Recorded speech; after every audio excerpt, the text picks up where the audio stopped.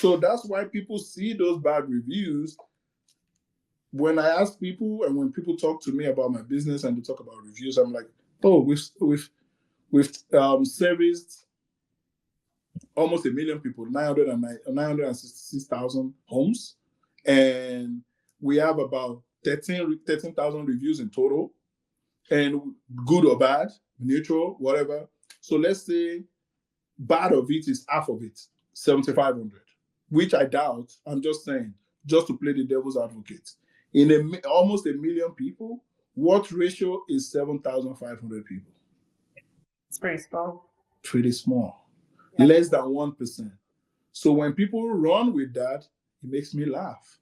Like, no, don't do that. Like, so, no, I agree. Make sure that you're doing your thing, you're promoting yourself. You're seeing what the customers are saying, because they're going to let you know whether they say it with their words or with their actions, or they just don't come back and put them in culture. I noticed I've not been seeing you in the last 2 weeks. Is everything okay? Oh, yeah, I was just been sick. I'm traveling. Oh, my wife just had a baby. Your wife had a baby? I didn't know that. The following time, you send them a birthday wish. It doesn't have to be money. It can be a card. It can be a text message. It can be whatever. You get what I mean? So just be careful. Listen to your customers and rebrand all the time. I agree. And I always encourage, whenever I have clients that are they're maybe first 2 years into their own business venture, I always encourage them, look, man, first of all, you need to know who your target audience is. Sales and marketing, because I'm really into marketing heavy myself, and as working as a marketing strategist for a while now.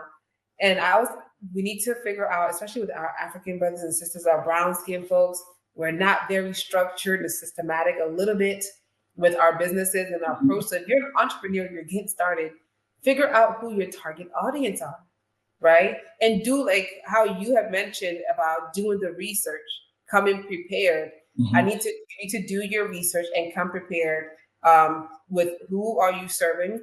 What are you trying to serve them? What problem are you trying to fix? These are the questions that entrepreneurs should be asking prior to packaging your product or service and trying to sell it. Because how you mentioned, put yourself in the position of the customer or prospective client.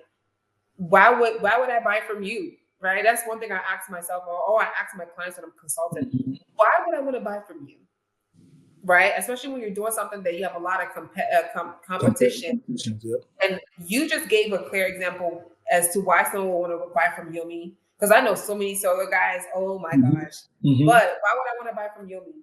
Right? Obviously, because of your credibility, you've built trust, and you actually care. You mentioned that you take the time to ask questions to the client because they're about to sign a $70,000 deal, right? So you're about to spend all this money. You should know every single thing on this line. So that's one thing I always encourage entrepreneurs.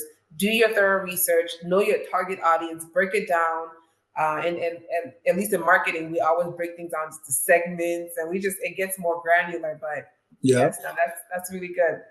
And also to add to that, like, make sure you put yourself in a position that your customer knows that you don't have to sell that deal. Like I tell people, I am good. Like I've structured myself in a way that I'm good.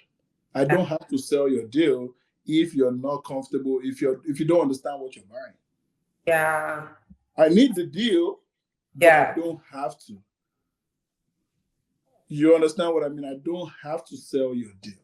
If you're not comfortable, if it's not going well, thank you so much, and I go my way. Oh, do you have anyone that might be interested? Give me their number. Now that's good ethical selling right there. And I think that's why people may have issues with Salesforce. I was about to say Salesforce because I work at Salesforce.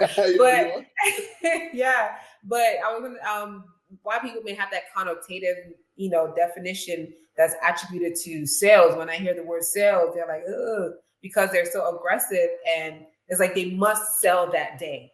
And when you have that, I must sell that day, you don't do sales in an ethically good way. Yeah. You tend to do sales in, like car salesmen. Exactly. No shade to car salesmen, but no shade, but they've had enough names, around the corner that people are like, oh yeah. But yeah, like like you rightly said, at the end of the day, people can read like we all know, people buy from who they like, who they love. Yeah. Sometimes it's not even about the products. Like if you start selling on day now, I probably won't buy an on day on a normal day, but maybe I want to buy a car for my sister, a car for my mom. I'm like, okay, let's just buy this on day and give it to her. You get what Yeah. I mean? So, not just because, but because you made me know that you're selling on day, I'm like, okay, you know what? Let me go see if Chidera can hook me up with an on day car. Yeah.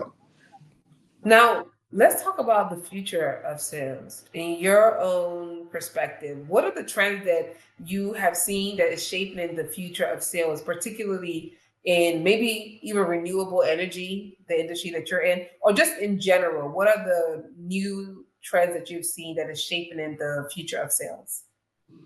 I think it's the customers Hmm. because the customers' needs changes at all Gotcha. time. So, like I tell people sometimes, or when I tell new guys, because I get to do trainings a lot, and I tell new guys that don't sell based on savings because those things are relative. $15 savings every month might be important to one person, but $100 savings a month, that person might be like, that's not worth why I should buy this thing. So don't sell based on savings. Sell based on the concept. You understand? So what is the concept of this thing? And what is important to the customer? You understand? So when people say, oh, with solar right now, my electricity bill is so high. Oh, now I'm trying to save them on the price. Yeah. If someone is telling me, oh, I need tax credits, oh, I'm selling them on that. Yeah. When someone tells me, what else? I'm trying to change my roof. My roof is bad. Oh, I can change your roof for you, and now you have solar. Yes. Okay. Do you understand what I mean? So the customer dictates what I am because I'm a service person. Salesperson is of service. You understand? You need someone to clear your gutter. It might not be from me, but because you want to buy solar from me, I'm going to go out of my way to service that. And when I service Yeah. that, it's easy for you to buy from me. So I think the customer dictates how the industry is moving. Because if now people are talking about flat screen, Yeah. and the people making computers are still bent on doing the big ones, are they serving the purpose? No, Just like absolutely not. if everybody's complaining this thing is too heavy, the customer is telling you something only if you're not paying attention to it. It's actually really dope because in I know when I consult clients and stuff like that, I do tend to tell them you definitely need to know what your clientele or customers are saying about what you're doing. So keeping the client first and your customers first is really important. And I love that you mentioned about what was it that you just said? See, my brain is fogging up, shaking my head. Um, you mentioned you're not selling them on necessarily, oh, here are the features of this product, but rather here's the benefit. Because I see this on YouTube all the time, and I know they get people. Obviously, this strategy works because they keep the same propaganda is being Mm-hmm. pushed out in commercial ads. Mm-hmm. But you see them on YouTube. Someone is selling a course on whatever, but they don't tell you the course like, oh, this is the feature of the course. There's 100 pages and whatever broken down and blah blah blah. They'll tell you, don't you want to be in this nice luxurious car, Exactly. or I don't think you that is want to be dying on this down now because they're vacation? like, this guy just want to buy another Ferrari. Exactly. But it's like, don't you want to have this kind of lifestyle, right? They sell you on the lifestyle, and then they'll tell you if you're able to buy this course, learn what's in here, do the business that's in here, you can make the money to buy this lifestyle that you want, right? So they sell you on the benefit and On the kind of benefit. Oh, okay, okay. I into get what what you're you going just with that. said. Yeah, yeah, yeah. I get what you're Yeah, going with that. Yeah. yeah. So Yeah. I mean, it's like saying, I want to get financial. Most people use that word, they throw it loosely. financial freedom. Free. And Yeah. when people tell me that, I'm like, what does that mean? And I look them in the eye, I'm like, what does that mean? Yeah. Because financial freedom, what does that mean to some people? Paying off their house is their financial freedom. Financial freedom. Some people paying off 5 houses, or some people going into debt to buy 20 houses is their financial freedom. So some of us, if you believe in Dave Ramsey, that's probably not your Yeah. idea. If you believe in Robert Kiyosaki, you probably want to owe 10 billion and say your money is working for you. So it depends on what you're you understand what I mean? So it depends on who you're picking as your mentor and why. Yeah. You understand? Because the Ramsey is not going to put on an expensive shirt, but he's still putting his things out there. Grant Cardone is going to show you his private jet and his apartment building while he's talking. He's servicing another audience. And I always tell people, if 9 billion people in the world, if you have 10,000 subscribers on anything, you're going to be rich. What is the percentage of 10,000 in 9 billion? It's point something. Do you understand what I mean? So you probably don't even need everybody. That's why social media is very important. If you can push it to a point that you can reach 10,000 people in any product or service that you're going to be all right. That is true. That is true. I love that. And then the last question that I have for you today is when it comes to, personal growth and learning. Continuous learning is very crucial in any career or endeavor or entrepreneurial venture. So what resources or practices have you found most helpful for staying on top of, your game in sales? So I have a lot of people in my sales world, and I attend a lot of conferences, but the money you're looking for, just as the money you're looking for is in someone's pocket, the information, exactly. I know that, yeah. I've heard of it before. What's his name? Henry, he's saying that stuff. Exactly, yeah. The information you're looking for is in someone's brain as well. Yeah. Or is in a book, or is in a movie. You understand? Or is in a social media post. But just verify those social media posts. Right? Go and check the tax code so that you don't get into IRS trouble. Man, I'm telling you, because I've had to do that one time just to make sure. Because the dude, I forgot who it was, but he was saying some wild things about like you don't need a social security number because it's almost like you're an employee of the United States. Like Trump thing that I said, let me just go and research this thing before I get myself in some big trouble. Exactly. They use those words. That's how the rich get rich. They mention Carnegie, they mention Rockefeller. Like, how is that easy? Those are one-off people. Like you. And those were criminals. They were legit criminals. Like, I don't understand. It baffles me. These men actually they were takers. They were not, they went and they took whatever they wanted. Have you seen this series, Titan That Built America? On HBO, please go watch the series. You're going to see the Kaisers, the General Motors guys, how they built America. Till today. How they sponsored whatever. It's public information, so I can't be sued for saying that. But it's public information. It's on Netflix. It's on HBO. Yeah. You get what I mean? So it's a great one. So yeah. I listen to a lot of great people. Like, I just threw names out there like Robert Kiyosaki. I don't believe in everything that he says, but I've learned some things. And also, like, I don't support him for presidency, like a Trump. I don't support him at all. But what I tell people, when people talk about him, I said, one thing that I like about him, if not for anything, is that he's doing what he says he's going to do. Yeah. He said, if you elect me, I am going to build a wall.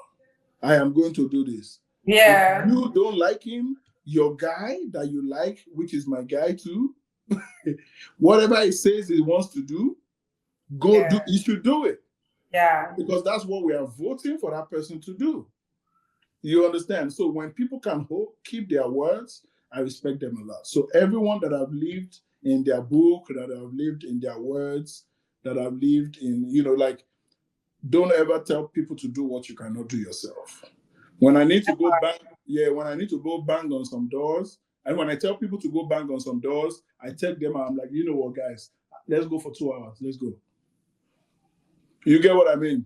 Yeah. With my team, like my squad team, I'm like, guys, let's go. And they come with me. Sometimes I might be in the hood with 10 people behind me that I just took from the office. Let's go. You get what I mean? Huh? I said interesting. Oh, yeah. Don't tell people to do what you cannot do. Yes. I've sold it before. This is how I overcome the objection. This is what we're doing. This is how we're doing it. You understand? And I'm still showing you that I'm still doing it. I'm not saying I used to do it. I'm still doing it. Like, when you stop doing it, then you have no business talking. Yeah. Respect that. Yeah. And definitely my input to all entrepreneurs watching this today. If you're just getting started in your venture, get a mentor for one. Get a mentor, whether it's somebody that you talk to on a regular or just somebody that you watch, kind of like the names that you dropped here. I also listen to the Rich Dad Poor Dad podcast. Oh, yeah. Oh, yeah. I remember That's one day one I of was my favorites. driving. It opened my eyes. Oh my God. And he talks about the gold, and he talks about the economy. I do like to learn about the economy just to know where things are, where they stand. Because I'm tired, especially for people like us. Again, we tend to be at the bottom of the food chain before we realize what's happening in You the are economy. 3 shades above me. Man. You are 3 shades above me. So you still have a little bit of privilege. Oh, yeah? No, I do not. Y'all do. My homeboy and I were just talking about this outside. As a man, Black men got the right to vote before white women did. Black men got the right to vote before white women. Forget it. Y'all are still at the top of the food chain. You were just feared by people so much so that they'd rather bring you down than to have you be in your rightful position. But you guys are still at the top of the food chain. I agree with you. But white men were the people they took to the war front too, to go die. But that wasn't even I was talking about our complexion, that you're closer to being white than that you're 3 shades up. That is not true, because they definitely don't treat me any better than they would treat anybody else. You know what I'm saying? I know. Even back in them days, that's a tangent. We'll be going off on a tangent in a minute. But I feel you. I respect that. But no, definitely, I encourage all viewers, please, if you're an entrepreneur, you're trying to sell a product, you're trying to get into sales, whatever it is, know your target audience, get a mentor, find the strategy, and always refine. How you mentioned rebranding, you learn what your customers are looking for, you rebrand. I'm reading this book by Seth Godin right now. It's called This Is Marketing. You cannot, what is it? You cannot sell until you see, or something like that. And it has opened my eyes so much so that every day, everything is an opportunity. This opportunity to solve this problem here, this opportunity to impact change in this area. Because as a salesperson, as a marketer, especially as a marketer, your main thing is to impact change, is to bring forth, usher in something new, right? And so we use sales as a way to do that, and different techniques, but you are always refining and rebranding. So don't be afraid to refine and rebrand. I've done that with my business, God knows how many times already. But yeah, that is all. And any last words for our viewers? And we're going to put your contact here so they can always find you for more. Okay. As you were talking, I was thinking, don't underestimate the power of networking. Always go out to meet people. I was telling someone a while ago that I can decide to leave solar today and go into another business, which is probably still going to be selling something.